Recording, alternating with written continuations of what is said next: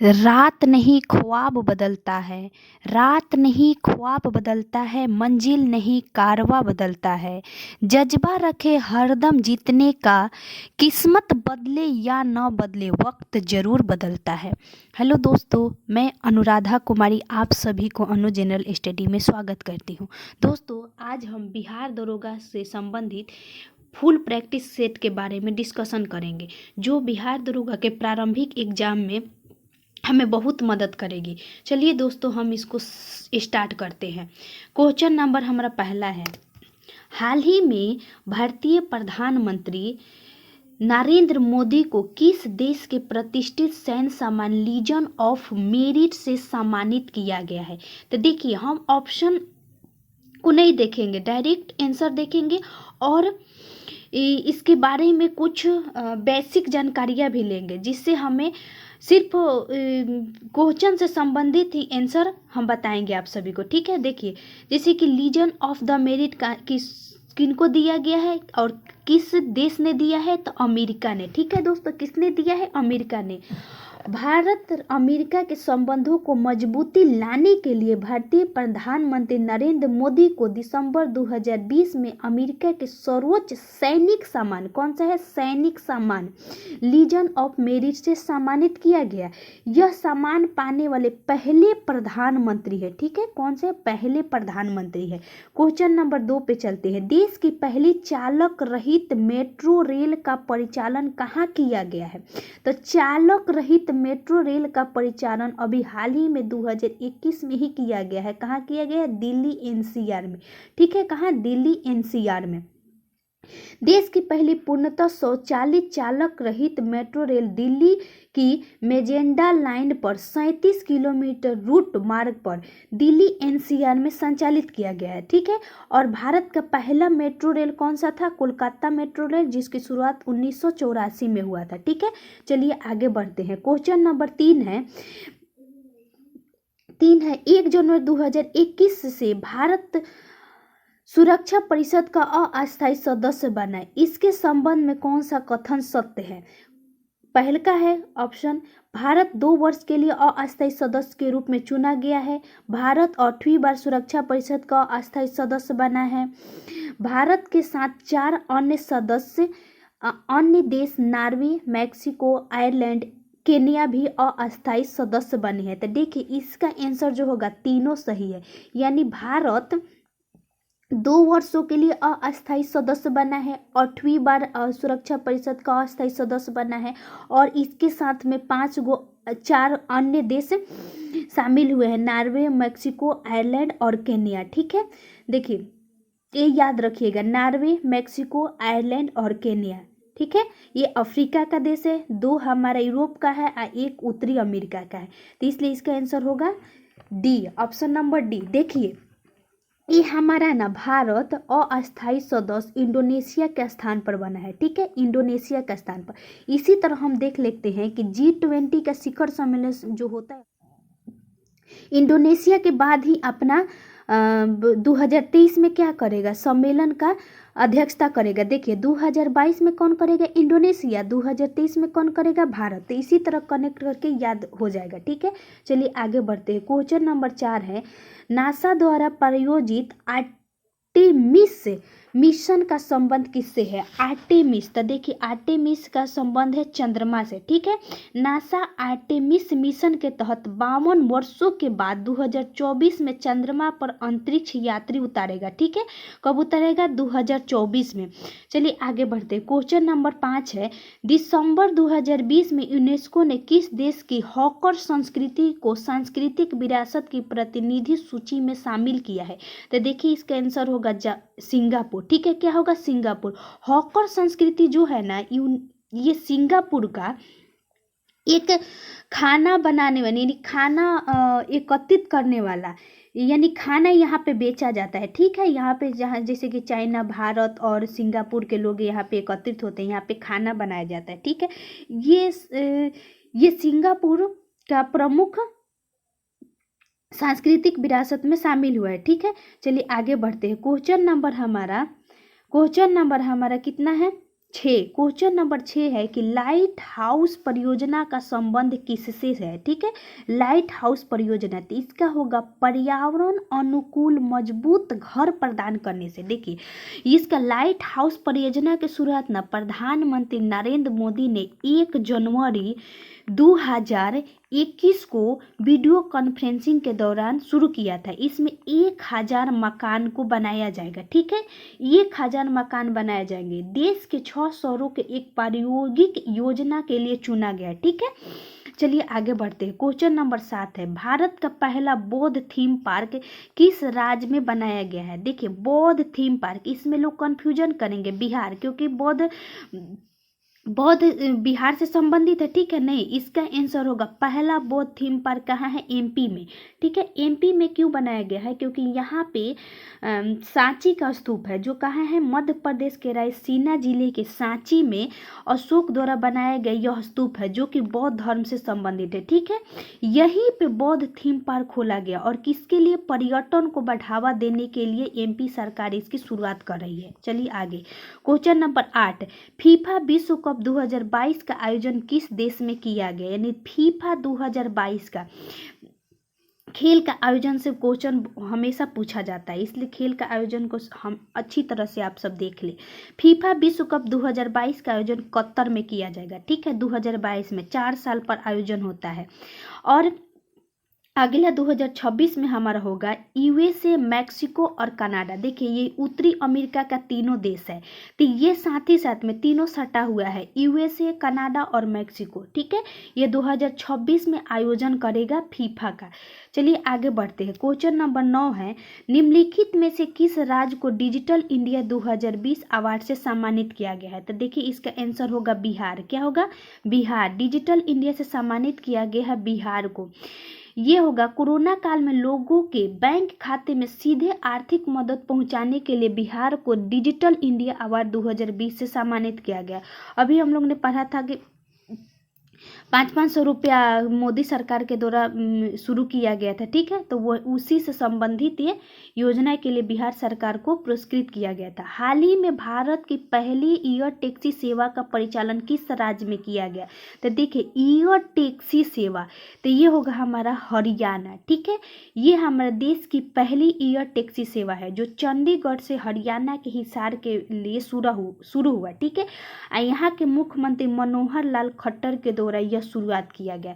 चलिए आगे बढ़ते। नीति आयोग द्वारा जारी इंडिया इनोवेशन इंडेक्स 2020 में किस राज्य को प्रथम स्थान मिला गया है। तो कर्नाटक होगा। ठीक है, इससे पहले भी अभी भी जारी हुआ है, तो उसमें भी कर्नाटक के दूसरी बार जारी होता, कर्नाटक ही प्रथम स्थान पर है। देखिए, अगर इंडिया इनोवेशन में भारत का रैंकिंग है, नीति आयोग द्वारा जारी किया जाता है, लेकिन जो विश्व स्तर पर जारी किया जाता है उसमें भारत को स्थान कितना है, 46वां है 2021 के अनुसार। ठीक है, चलिए आगे बढ़ते हैं। क्वेश्चन नंबर हमारा है 12। क्वेश्चन नंबर 12 है, किस राज्य की विधानसभा में ऑनलाइन गेमिंग विधेयक 2020 पारित किया गया, जिसके बाद राज्य में ऑनलाइन गेमिंग पर प्रतिबंध लगा दिया गया। तो इसका आंसर होगा हमारा आंध्र प्रदेश। ठीक है, आंध्र प्रदेश। कुछ युवाओं द्वारा ऑनलाइन गेम खेलने के कारण कर्ज और आत्महत्या के बाद आंध्र प्रदेश विधानसभा ने गेमिंग बिल 2020 पारित किया। ठीक है, और इस पर ऑनलाइन गेम पर क्या कर दिया, प्रतिबंध लगा दिया गया। क्वेश्चन नंबर 13 पर 47वां G7 शिखर सम्मेलन का आयोजन 2021 में कहाँ किया जाएगा। देखिए, G7 शिखर सम्मेलन, इसका आयोजन जो हुआ है इटली में हुआ है। कहाँ हुआ है, इटली में। ठीक है, G7 का G7 का आयोजन जो हुआ है ना, ये हमारा ब्रिटेन में हुआ है। कहाँ हुआ, ब्रिटेन में। G7 का आयोजन कहाँ हुआ, ब्रिटेन में। हमें याद नहीं था, हम G20 का बोल रहे थे। ठीक है, G20 का आयोजन हुआ था इटली में। ठीक है, 2021 में, मिस्टेक हो गया। इसका आंसर होगा G7 का ब्रिटेन। ठीक है, चलिए आगे बढ़ते हैं। क्वेश्चन नंबर 14 है, अरब देशों में पहला परमाणु ऊर्जा संयंत्र किस देश में स्थापित किया गया। देखिए, पहले अरब देश जान लेते हैं। अरब देश में ना 22 को राष्ट्र है। ठीक है, 22 को राष्ट्र है। इसमें अरब देश उन देशों को कहा जाता है जहाँ पे अरबी भाषा बोला जाता है। ठीक है, क्या होता है, अरबी भाषा बोला जाता है। जैसे कि यूएई, ओमान, मिस्र, कुवैत, कतर, ये बहुत सारे देश है, जॉर्डन, सूडान, ये सब किस में है, अरब देश में शामिल होते हैं। ठीक है, तो अरब देश में 22 देश है। ठीक है, इसी में पहला देश बन गया है यूएई, जिसने परमाणु ऊर्जा संयंत्र की स्थापना किया है। ठीक है, 2020 में, जुलाई 2020 में अबू धाबी के बराक परमाणु संयंत्र इकाई चालू करने के बाद परमाणु ऊर्जा संयंत्र शुरू करने वाला पहला अरब देश बन गया है। ठीक है, अब क्वेश्चन नंबर 15 पे चलते हैं। क्वेश्चन नंबर 15 है कि पुस्तक कोविड-19 सभ्यता का संकट और समाधान पुस्तक के लेखक कौन है? तो देखिए इसका आंसर होगा कैलाश सत्यार्थी। ठीक है, कैलाश सत्यार्थी, इनको को 2014 में नोबेल पुरस्कार मिला था। ठीक है, शांति के क्षेत्र में। चलिए आगे बढ़ते हैं। क्वेश्चन नंबर 16 है। क्वेश्चन नंबर 16 है कि मार्च 2021 में जारी वर्ल्ड हैप्पीनेस इंडेक्स के संबंध में कौन सा कथन सही नहीं है? इसमें प्रथम स्थान पर फिनलैंड है, इसमें भारत 139वें स्थान पर है, 2020 में भारत का स्थान 144 है। देखिए ये तीनों के तीनों सही है। ठीक है, प्रथम स्थान पर फिनलैंड है, हमेशा जारी होता है ना, तो फिनलैंड ही प्रथम स्थान पर होता है। ठीक है, हैप्पीनेस में, और 139वां 2021 के अनुसार भारत का स्थान है तो 149 देशों में। ठीक है, 149 देशों में। फिर उसके बाद हमारा भारत 2020 में क्या था, 144वें स्थान पर था। चलिए आगे बढ़ते हैं। Question number 17। क्वेश्चन नंबर 17 है सिलीनेक्स 2020 क्या है? सिलीनेक्स 2020 क्या है? तो देखिए ये हमारा है, ऑप्शन नंबर ए होगा, भारत और श्रीलंका के बीच होने वाला नौसैनिक अभ्यास। देखिए ये श्रीलंका कहाँ है, पानी में स्थित है, पानी में स्थित है, तो ये सिलीनेक्स यहाँ का महत्वपूर्ण है। ठीक है, तो पानी में स्थित है, तो नौसेना पानी में हमेशा रहते हैं। ठीक है, समुद्र में, तो इसलिए याद रखिएगा सिलीनेक्स नौसेना अभ्यास है। ठीक है, चलिए क्वेश्चन नंबर 18 पे चलते हैं। हाल ही में भानु अथैया का निधन हो गया, उनका संबंध किस क्षेत्र से है? तो दिन के इनका संबंध होगा फिल्म क्षेत्र से। भानु अथैया जो थी ये फिल्म जगत से संबंधित थी। भानु अथैया का निधन 91 वर्ष की उम्र में हो गया। इनको 1982 ईस्वी में रिलीज हुआ गांधी फिल्म में कॉस्ट्यूम डिजाइन के लिए ऑस्कर अवार्ड से सम्मानित किया गया था। ठीक है, चलिए क्वेश्चन नंबर हम चलते हैं 19 पर। क्वेश्चन नंबर 19 है कि हाल ही में विश्व स्वास्थ्य संगठन द्वारा किस उत्तरी अमेरिका देश को मलेरिया मुक्त घोषित किया गया? देखिए यहाँ उत्तरी देश लगा दिया, उत्तरी अमेरिका का देश, तो यहाँ होगा अल साल्वाडोर। ठीक है, लेकिन अभी हाल ही में जो चीन जो है ना, इसको मलेरिया मुक्त घोषित किया गया है जुलाई में WHO द्वारा। ठीक है, तो इसका आंसर क्या होगा, अल साल्वाडोर।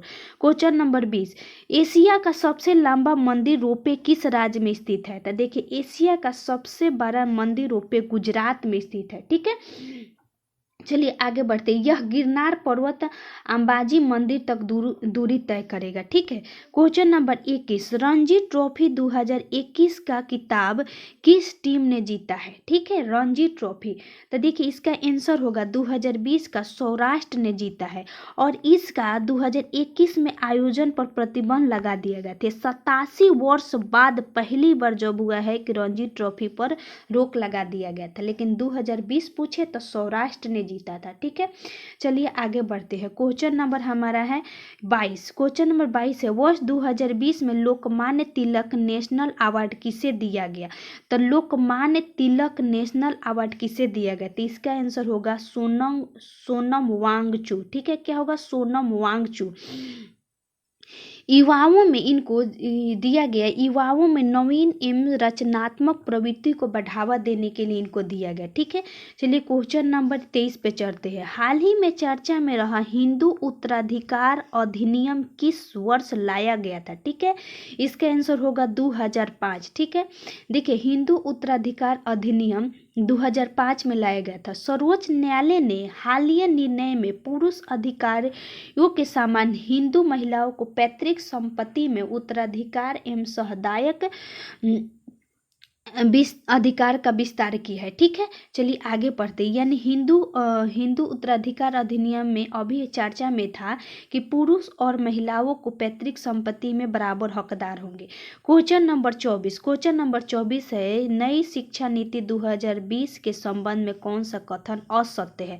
चलिए देख लेते हैं कि कस्तूरी रंजन समिति की सिफारिश पर यह नीति लाई गई थी 2020। ठीक है, उसके बाद शिक्षा पर जीडीपी का 6% खर्च करने का लक्ष्य रखा गया है। इसके तहत मानव संसाधन विकास मंत्रालय का नाम बदलकर शिक्षा मंत्रालय कर दिया गया। इससे पूर्व 1984 में दूसरे शिक्षा नीति लाई गई थी। तो देखिए इसका आंसर होगा डी, क्योंकि 1984 में नहीं आया था, 1986 में नई शिक्षा नीति आया था। ठीक है, दूसरी शिक्षा नीति प्रथम जब पूछे तो 1968 ईस्वी में इंदिरा गांधी के सरकार के द्वारा लाया गया था। ठीक है, और ये दूसरा का राजीव गांधी के द्वारा लाया गया था। और जीडीपी का 6% होगा, कस्तूरी रंगन समिति के द्वारा आया गया था। मानव संसाधन विकास मंत्रालय का नाम शिक्षा मंत्रालय कर दिया गया। चलिए आगे बढ़ते हैं। क्वेश्चन नंबर 25 है, राष्ट्रीय युवा दिवस 2021 का थीम क्या है। तो राष्ट्रीय युवा दिवस 2021 का थीम युवा उत्साह नए भारत का। ठीक है, क्या था, युवा उत्साह नए भारत का। क्वेश्चन नंबर 26 पे चलते हैं। क्वेश्चन नंबर हमारा 26 है, मैथ है। देखिए मैथ है, इसको हम बता देते हैं। 17 मीटर खंबे का एक मेढक, 17 मीटर खंबे पर एक मेढक 1 मिनट में 50 सेंटीमीटर चढ़ता है, परंतु दूसरे मिनट में 20 सेंटीमीटर फिसल जाता है। खंबे के ऊपरी सिरे पर पहुंचने में उसे कितना समय लगेगा। देखिए 17 मीटर यानी हमारा हो जाएगा 1700 सेंटीमीटर। ठीक है, अब हमारे 1 मिनट में हमारा 50 सेंटीमीटर चढ़ता है और अगले मिनट यानी दूसर का मिनट में 20 सेंटीमीटर फिसल जाता है। यानी काम तो दोनों मिनट में किया, तो कितना किया, 50 तो चढ़ा पहिल का, फिर 20 को उतर गया, तो हमारा तो चढ़ा 30 गुना, यानी 2 मिनट में हमारा चढ़ा 30 मीटर। ठीक है, 2 मिनट में हमारा चढ़ा 30 मीटर और हमको चढ़ना है 1700 मीटर। तो देखिए 2 मिनट में 30 मीटर चढ़ा, तो हमारा जो 1700 है ना, ये हमारा जो अंतिम दिया रहता है ना 50, चाहे कुछ भी दिया उसको पहले घटा लेते हैं, घटा लीजिएगा तो 1650 मीटर हो जाएगा। क्योंकि अंतिम में जब चढ़ेगा, ये हम क्यों घटाएं, अंतिम में जब चढ़ेगा तो उसको फिसलने के लिए क्या जरूरत पड़ेगी, तो अंतिम शिखर पर चढ़ जाएगा। तो हमारा हमेशा दोहरी लेके चलते हैं। ठीक है, तो हमारा 2 मिनट में तो 30 चढ़ा, तो हम देखेंगे कि हमारा 1650 चढ़ने में उसे कितना मिनट लगेगा। तो अगर हम यहाँ पे 55 से गुना कर देते हैं तो 110 तो ये होगा, और यहाँ पे 55 से गुना करेंगे तो ये पंती 15 के 5, पंती 15 1 16, 1650 हो जाएगा, 1650 हो जा रहा है। तो 1650 चढ़ने में 110 मिनट लगाता है। ठीक है, क्योंकि 2-2 मिनट का हमारा है, 2 मिनट में 30 चढ़ रहा है, तो हमारा 2 का ही होना चाहिए गुणज। ठीक है, और लास्ट में हमारा 50 मीटर चढ़ने के लिए 1 मिनट तो एकदम निश्चित है कि लेगा ही, और शिखर पर पहुंच जाएगा तो 1 मिनट फिर लास्ट वाला जोड़ देंगे तो हमारा क्या हो जाएगा 111, इसलिए इसका आंसर क्या होगा 111 मिनट।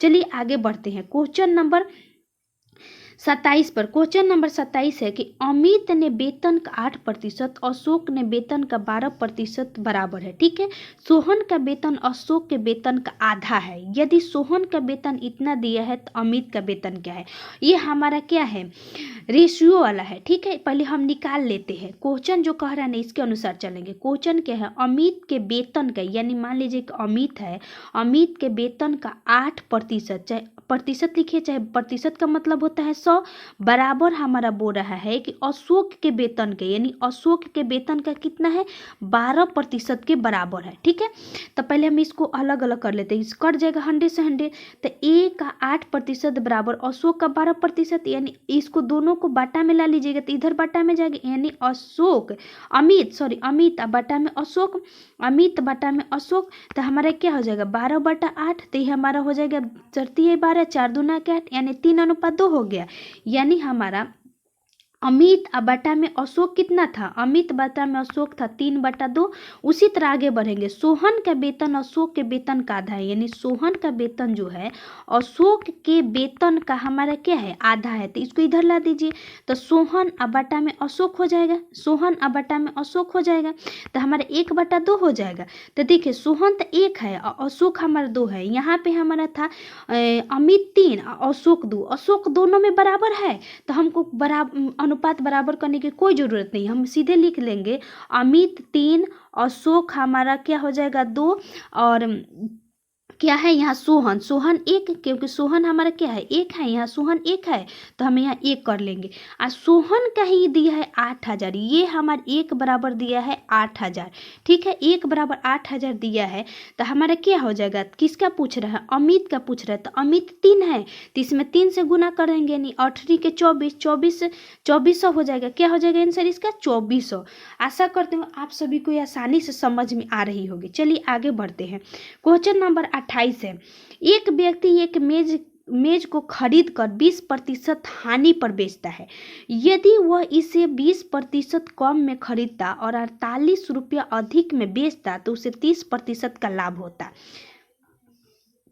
देखिए, एक व्यक्ति एक मेज को खरीद कर 20% हानि पर बेचता है, यानी बेचता है, ठीक है, तो बेचेगा यानी विक्रय मूल्य हमारा हो जाएगा, ठीक है। अब 20% कम पे खरीदता है यानी हानि पर बेचता है, तो देखिए हमारा क्या हो जाएगा, ये हमारा मान लीजिए कि 1 है, मान लीजिए कि क्रय मूल्य अगर हमारे 1 है तो लाभ या हानि हमारे किस पे होता है, क्रय मूल्य पर होता है, लाभ या हानि, यानी 1 का है 20% हानि हो रहा है यानी 80 होगा, तो 80/100 तो हमारे जगह 4 ठीक है, ये हमारा विक्रय मूल्य। फिर 20% कम में खरीदता है तो हमारा 1 क्रय मूल्य था, इसका मतलब कि 80/100 इतना में खरीदा हमारा, ठीक है, और उसके बोल है 30% लाभ पर बेचता है। हमने अभी बताया कि लाभ या हानि किस पर होता है, हमेशा किस पर होता है, क्रय मूल्य पर होता है, ठीक है, तो इसका हमारा हो जाएगा 130/100, समझ में आ रहा है, यही दोनों का अंतर हमारा क्या है 48 है, यानी 4x/5 माइनस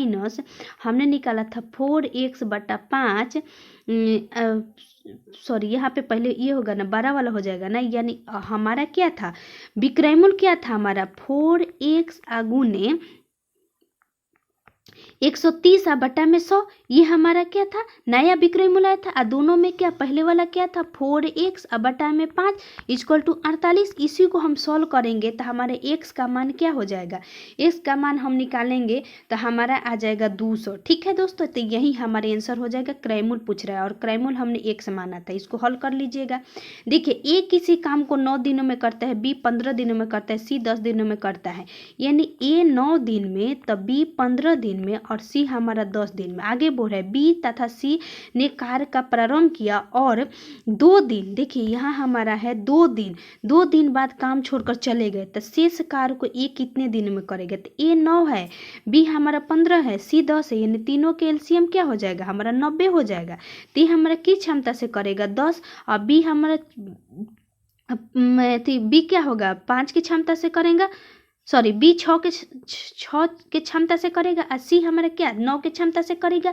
तो देखिए कह रहा है कि बी तथा सी, यानी बी जो 6 से कर रही है सी 9 से कार्य प्रारंभ किया, यानी दोनों कार्य प्रारंभ किया, तो 9 6 15 यानी 15 काम दोनों एक साथ करेंगे, और 2 दिन तक किया, यानी 15 दूना के 30 काम दोनों ने कर दिया और फिर छोड़कर चले गए, तो 30 काम अगर कर दिया तो हमारा बच गया 60 काम, ठीक है। तो 60 काम को वही बोल रहे हैं कि एक कितने दिनों में करेंगे, तो एक की क्षमता क्या है 10 है, तो 10 के हिसाब से करेगा यानी 6 दिन में कर देगा, तो इसलिए आंसर होगा ए, ऑप्शन नंबर ए। चलिए क्वेश्चन नंबर 30 पे चलते हैं। एक शंकु, एक अर्धगोला, एक बेलन के आधार ऊंचाई बराबर है, तो इनके आयतन का अनुपात क्या होगा। देखिए हम देख लेते हैं, शंकु का आयतन क्या होता है 1/3 पाई आर स्क्वायर एच, अनुपात ये अर्धगोले का होता है 2/3 पाई आर क्यू, अब बेलन होता है पाई आर स्क्वायर एच, ठीक है, क्या होता है पाई आर स्क्वायर एच, तो देखिए हम यहाँ देख लेते हैं कि ये जो हमारा है आर बराबर क्या है हमारा एच है, ठीक है, तो हमारा जहाँ जहाँ एच है ना वहाँ पे हम आर रख देंगे, तो यहाँ एच है तो 1/3 पाई आर क्यू हो जाएगा, 1/3 पाई आर क्यू, इनटू यहाँ तो हमारे ऑलरेडी था 2/3 पाई आर क्यू, ठीक है, और यहाँ पे था हमारा पाई आर क्यू हो जाएगा, क्यों एच था बेलन में, तो देखिए पाई पाई तीनों में है तो हमारा कट जाएगा, आर क्यू तीनों में है तो कट जाएगा। अब हमारा बच गया 1/3 अनुपात 2/3 अनुपात 1 हो जाएगा।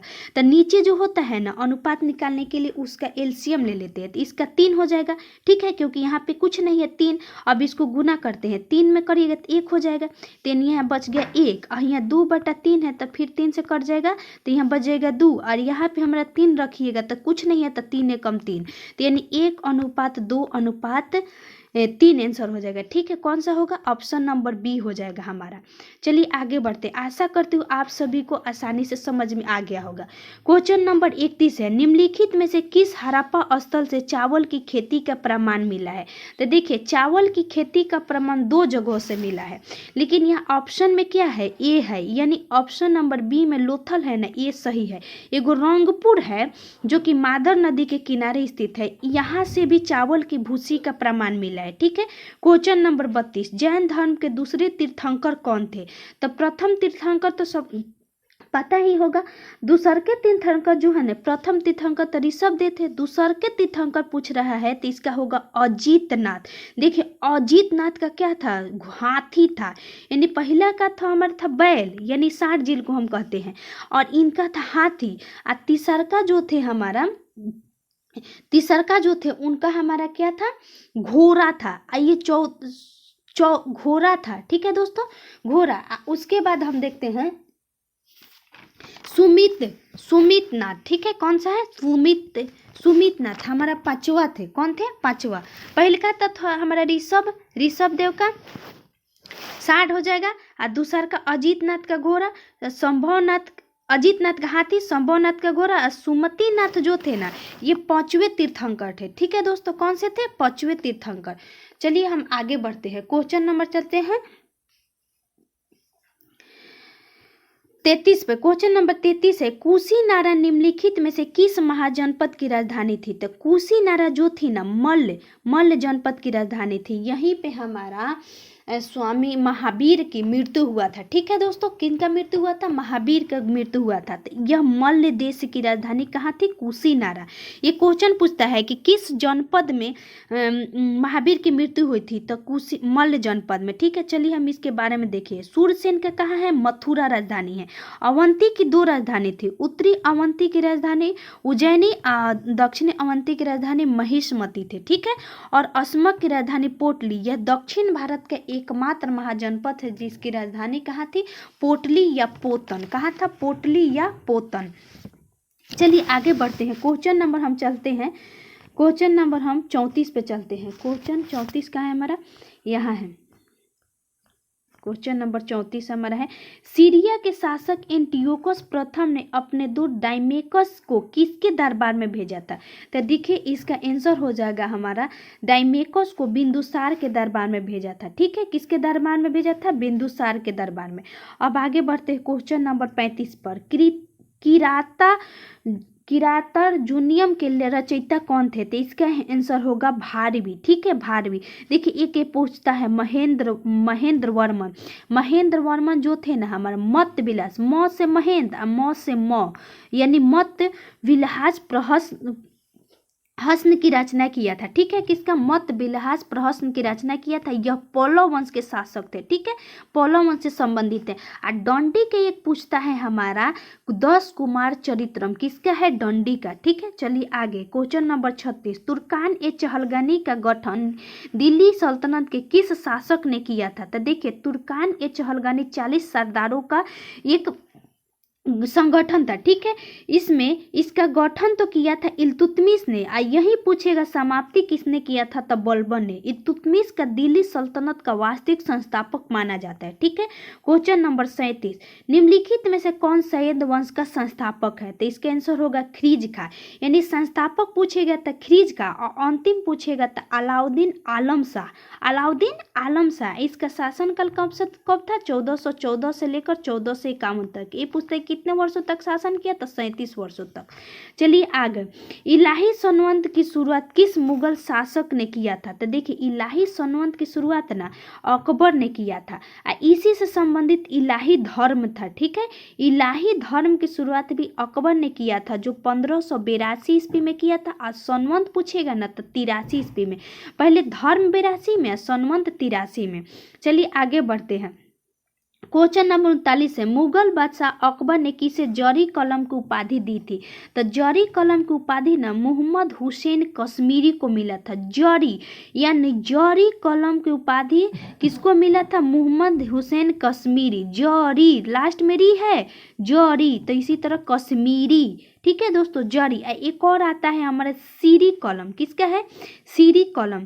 सीरी कलम के किसको दिया था? अबुल समद को। अबुल समद को सीरी कलम को उपाधि दिया था, ठीक है दोस्तों, सीरी कलम को उपाधि अबुल समद को। चलिए आगे बढ़ते हैं। क्वेश्चन नंबर 40, दारा सिखो और औरंगजेब के बीच सामूगढ़ का युद्ध कब हुआ था? देखिए इन दोनों के बीच उत्तराधिकार युद्ध औरंगजेब ने 4 लड़े थे, ठीक है दोस्तों, लेकिन इसमें पूछ रहे सामूगढ़ के युद्ध। तो सामूगढ़ के युद्ध होगा मई 1658 ईस्वी में, ठीक है, मई 1658 ईस्वी में। आगे बढ़ते हैं। क्वेश्चन नंबर 41 है, प्रथम आंग्ल मराठा युद्ध निम्नलिखित में से किन वर्षों में हुआ था? तो देखिए प्रथम आंग्ल मराठा युद्ध जो होगा ना हमारा 75 से 82 के बीच हुआ था।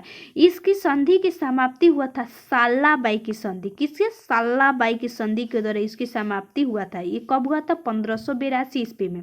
अब द्वितीय आंग्ल मराठा युद्ध हुआ था 3 से लेकर 5 के बीच, और तृतीय आंग्ल मराठा युद्ध 16 से 19, कहीं कहीं 17 से 19 भी देता है, ठीक है, लेकिन यहाँ आप याद रखिएगा 17 से 19 लूसेंट में दिया हुआ है। आगे क्वेश्चन नंबर 42, रिचर्ड एस्ट्रेची की अध्यक्षता में एक अकाल आयोग की स्थापना की गई थी। रिचर्ड एस्ट्रेची, देखिए अकाल आयोग तो बहुत गठन किया गया था, लेकिन यहाँ नाम दे दिया गया है रिचर्ड एस्ट्रेची। तो रिचर्ड एस्ट्रेची की गठन लॉर्ड लिटन के समय में किया गया था, ठीक है। लॉर्ड लिटन उस समय क्या था? वायसराय, नहीं सॉरी, गवर्नर जनरल था, ठीक है। चलिए आगे बढ़ते हैं। क्वेश्चन नंबर हमारा है 43, रहनुमाई मजदयान सभा के संस्थापक निम्नलिखित में से कौन थे? तो देखिए इसका आंसर होगा दादा भाई नौरोजी। इसकी स्थापना कब हुआ था? 1851 ईस्वी में बम्बई में हुआ था, ठीक है, 1851 ईस्वी में बम्बई में। साइमन कमीशन की नियुक्ति की घोषणा कब की गई थी? 44 नंबर क्वेश्चन है। देखिए घोषणा किया जाए ना तो नवंबर 1947 ईस्वी में इसकी घोषणा की गई थी, ठीक है।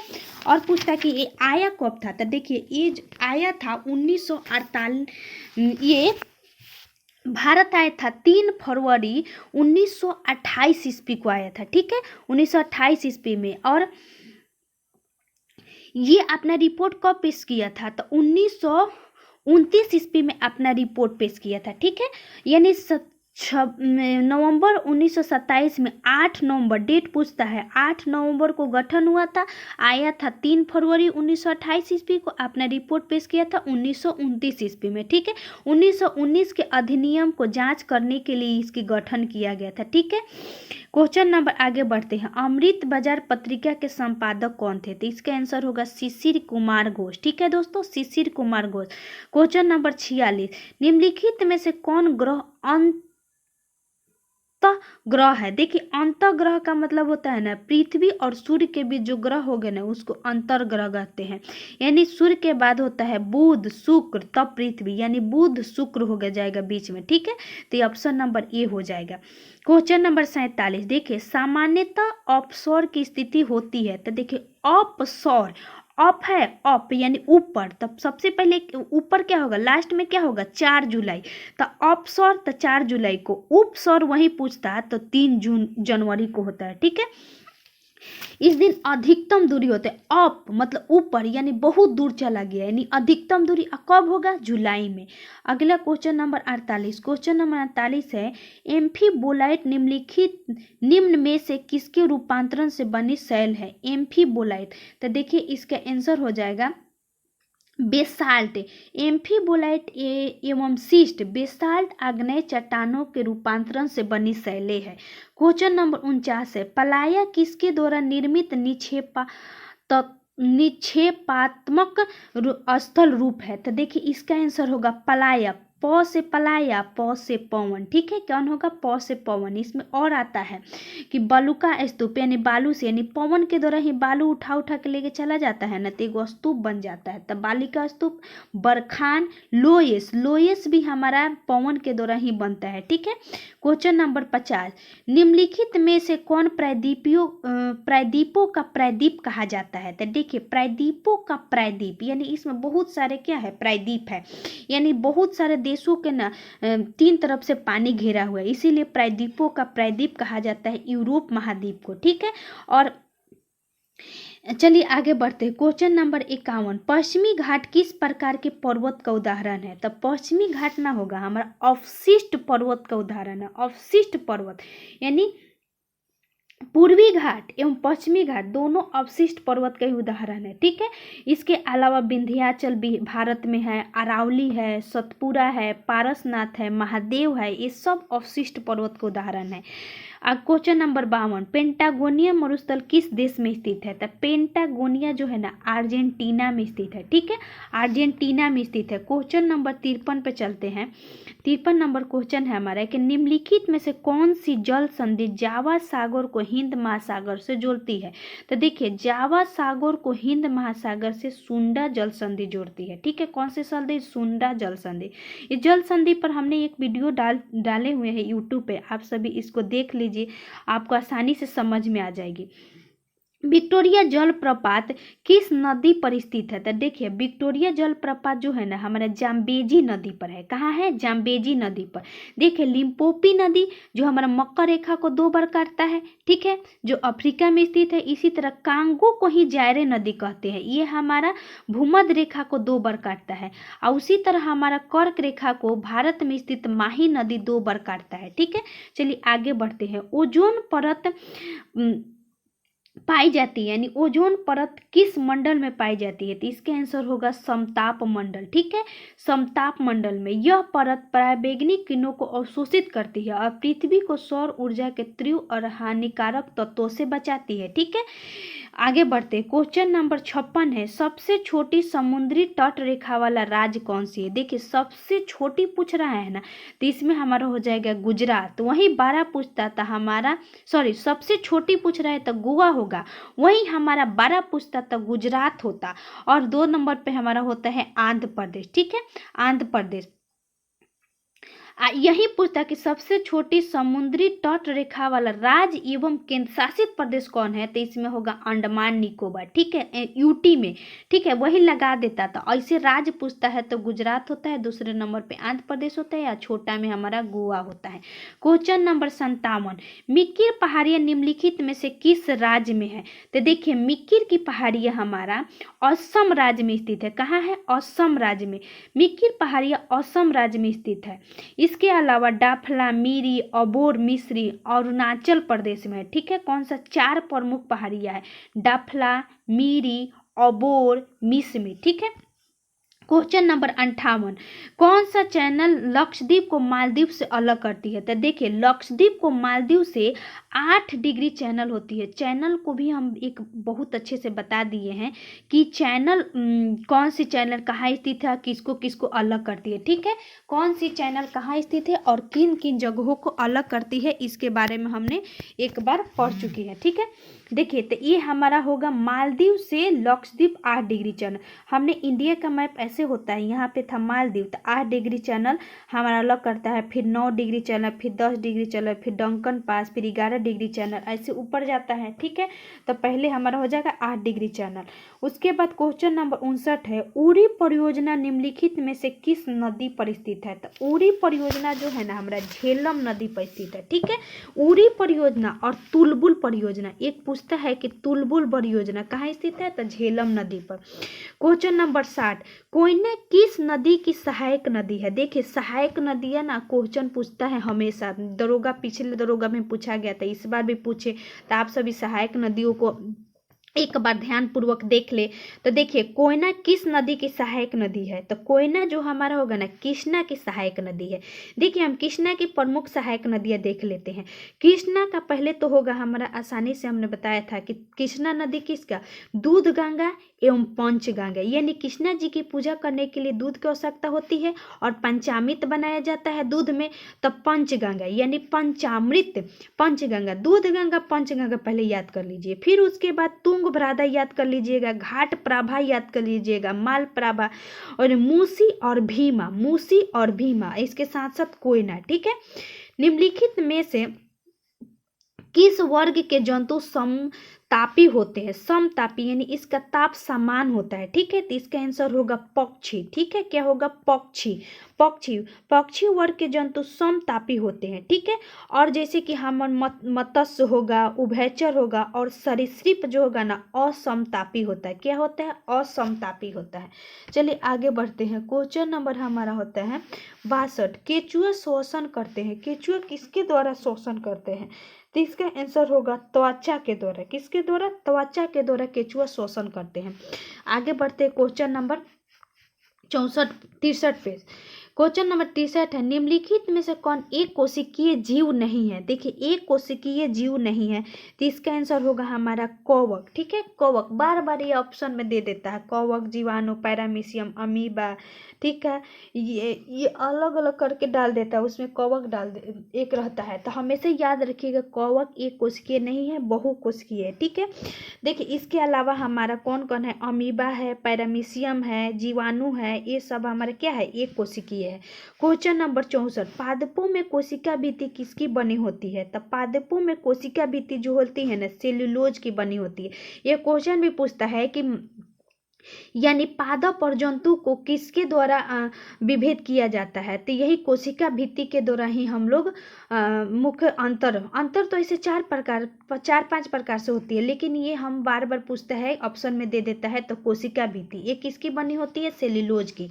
क्वेश्चन नंबर 65, निम्नलिखित में से किस रुधिर वर्ग में कोई एंटीबॉडी नहीं होता है, तो देखिए एंटीबॉडी जो पूछ रहा है ना, तो बॉडी यानी ए बी, ये भी क्या होता है, सर्वाधिक ग्राही होता है, यानी ग्रहण करके यह अपना बॉडी बना लेगा। यानी ढेर आप बहुत ज़्यादा अगर खून प्राप्त कीजिएगा तो आपका बॉडी निश्चित प्रकार है कि बनेगा। ठीक है, तो एंटीबॉडी जो हो जाएगा नहीं पाया जाता, यानी बॉडी लगा देगा तो ए बी, और इसे याद कर लीजिएगा क्या, ग्रहण कर रहा है, तो बॉडी एंटीबॉडी में एंटीजन ओ में नहीं पाया जाता है, जो कि सर्वदाता होता है। क्वेश्चन नंबर 66 पे चलते हैं। पेलाग्रा रोग किस विटामिन के कमी के कारण होती है, तो देखिए पेलाग्रा रोग जो होता है ना हमारा नियासिन विटामिन के कारण होती है, जिसको हम लोग विटामिन B3 भी कहते हैं। ठीक है, इसका रासायनिक नाम निकोटिनामाइड या नियासिन होता है। ठीक है, क्वेश्चन नंबर 67, प्रकाश का रंग निर्धारित होता है किसके द्वारा, प्रकाश का रंग, देखिए ऑप्शन क्या दे दिया, कितना अच्छा, ए और बी, सीधे ए और बी आदमी मार देगा, लेकिन नहीं, हमेशा याद रखिएगा तरंगदैर्घ्य पर ही प्रकाश का रंग निर्भर करता है। ठीक है, क्वेश्चन नंबर हम 68 पे चलते हैं। विद्युत धारिता के SI मात्रक क्या होती है, तो इसका होगा फैराडे। ठीक है, क्या होगा, फैराडे। क्वेश्चन नंबर हम 69 पर चलते हैं। सर्वाधिक गुरुत्वीय स्थिरांक G का मान क्या होता है, ये हर जगह स्थिर रहता है, यानी स्थिरांक होता है। ठीक है, G का मान हर जगह समान होता है, तो ये होता है 6.67 इंटू 10⁻⁻11। इसका मात्रक पूछता है तो न्यूटन मीटर स्क्वायर पर KG स्क्वायर। ठीक है, क्योंकि हम लोग इसका फॉर्मूला जाते हैं, कैपिटल G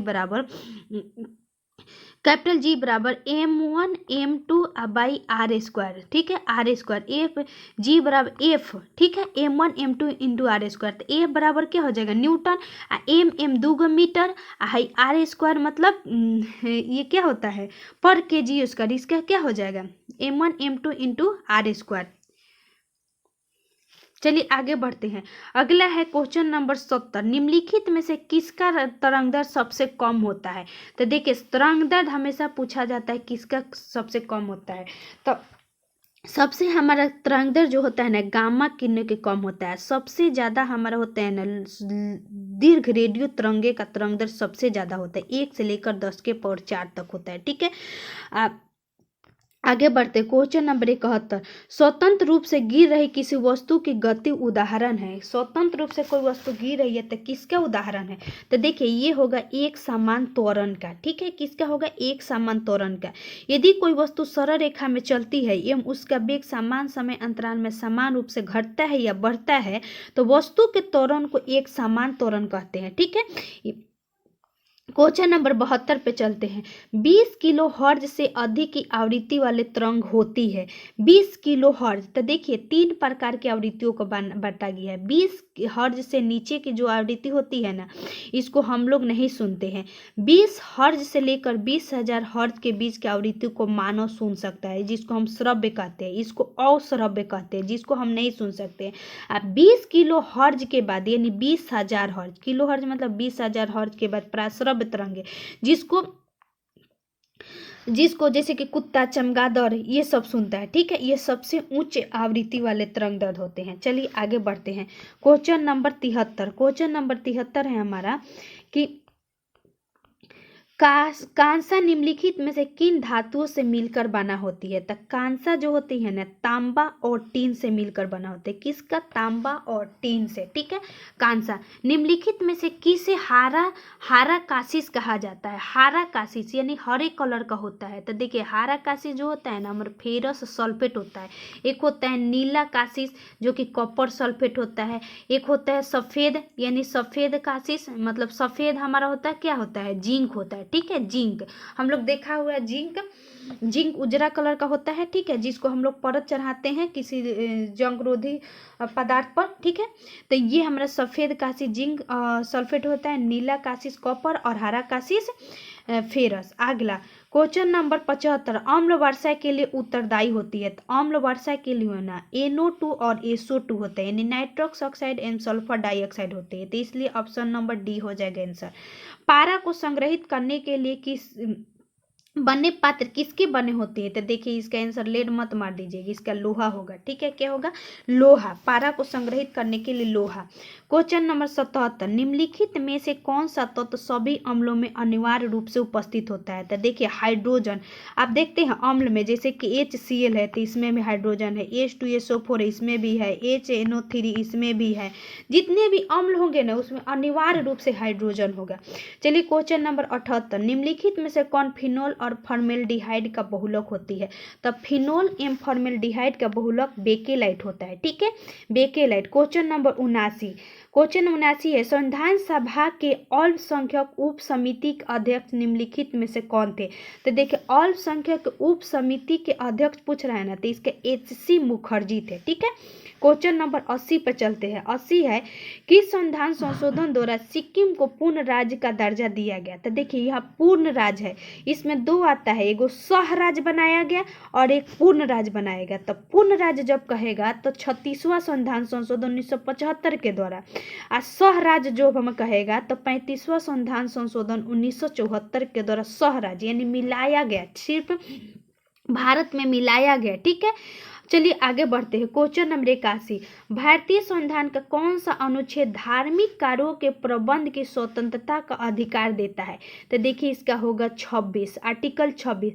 और 27 में है क्या है? कर से संबंधित है, धार्मिक कार्यों से संबंधित कर देने के लिए आप उस पर जबरन नहीं कर सकते, 27 में स्थित है। ठीक है, चलिए क्वेश्चन नंबर 82 पे चलते हैं। भारतीय संविधान में मौलिक कर्तव्यों को किस संविधान संशोधन के द्वारा जोड़ा गया? तो देखिए मौलिक कर्तव्यों को 42वें संविधान संशोधन 1976 के द्वारा जोड़ा गया।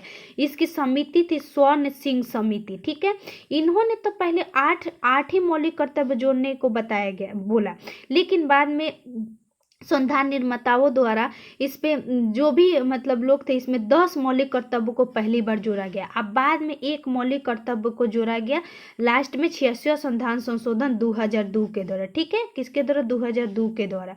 चलिए आगे बढ़ते हैं। लोकसभा का नेता होता है, देखिए जो लोकसभा का नेता कौन होता है? प्रधानमंत्री होता है। ठीक है, यानी सामूहिक लोकसभा का नेता कौन होता है? प्रधानमंत्री होता है। मंत्रिपरिषद सामूहिक रूप से किसके प्रति उत्तरदायी होती है? तो देखिए सामूहिक लग जाए ना तो मंत्रिपरिषद जो होता है ना सारा लोकसभा के प्रति उत्तरदायी होती है। इसका जिक्र किया गया 75 के 3 में, ठीक है, सामूहिक रूप से उत्तरदायी 75 के 3। क्वेश्चन नंबर 85, निम्नलिखित में से किसी भौगोलिक क्षेत्र को अनुसूचित क्षेत्र घोषित करने का संवैधानिक अधिकार किसे है? तो देखिए अनुसूचित क्षेत्र घोषित करेगा ना राष्ट्रपति, ठीक है। चलिए आगे बढ़ते हैं। क्वेश्चन नंबर हमारा क्या है?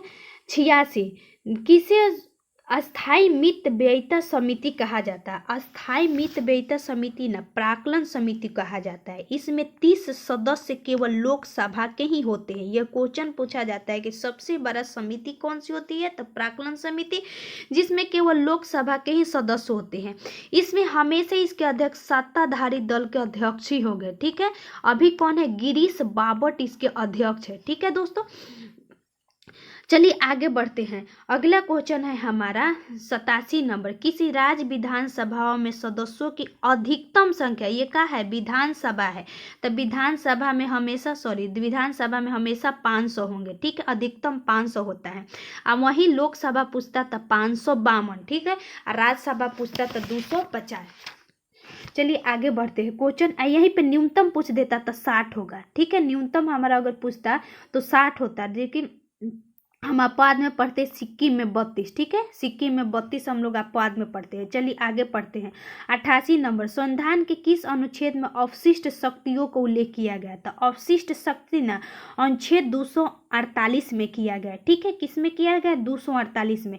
और 249 हमारा कहता है ना कि राज्यसभा राज्य सूची से संबंधित किसी भी विषय पर संबंधित कानून बनाने का अधिकार संसद के पास होगा, ठीक है, ये 249 कहते हैं, यानी राज्य सूची के विषय पर कानून बनाने का अधिकार संसद के पास होगा। आगे देखिए, संविधान के 246 संघ सूची, राज्य सूची और समवर्ती सूची का उल्लेख करता है 246 में, ठीक है। चलिए आगे बढ़ते हैं। क्वेश्चन नंबर 89, भारत के निम्नलिखित में से किस राज्य में पंचायती राज व्यवस्था लागू नहीं है? तो देखिए इसका आंसर होगा मेघालय, ठीक है, कहाँ है? मेघालय में पंचायती राज व्यवस्था लागू नहीं है। क्वेश्चन नंबर 90, राष्ट्रीय मानवाधिकार आयोग के सदस्यों का कार्यकाल कितना होता है? तो देखिए इसका होगा 3 वर्ष या 70 वर्ष, ठीक है। राष्ट्रीय मानवाधिकार यानी मानवाधिकार आयोग का गठन कब हुआ था? 1993 में हुआ था, ठीक है, कब हुआ था? 1993 में।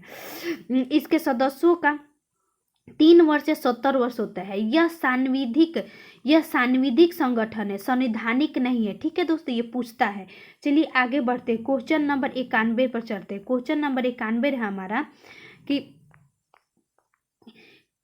किताम वन्यजीव अभयारण्य, ये क्या है? किताम वन्यजीव अभयारण्य निम्नलिखित में से किस राज्य में है? ठीक है, तो किताम जो होगा ना हमारा सिक्किम में स्थित है। कहाँ है? सिक्किम में। बहुत अच्छा, वन्यजीव अभयारण्य पूछता है हमेशा, वन्यजीव अभयारण्य को देख लीजिएगा बहुत अच्छी तरह से। वन्यजीव अभयारण्य राष्ट्रीय उद्यान, तो किताम वन्यजीव अभयारण्य, एगो है पांगो लखा वन्यजीव अभयारण्य, कहाँ स्थित है? सिक्किम में है।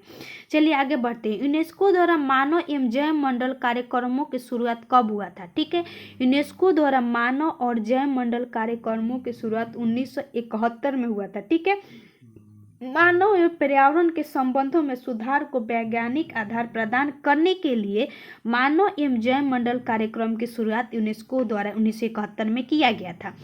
क्वेश्चन नंबर 93, भारत निम्नलिखित में से किस राष्ट्रीय उद्यान में हंगुल पाए जाते हैं? तो हंगुल जो होती है ना दाचीगम, जो कि जम्मू कश्मीर में स्थित है, यहाँ पे हंगुल पाए जाते हैं, जिसको कश्मीरी मृग भी कहते हैं।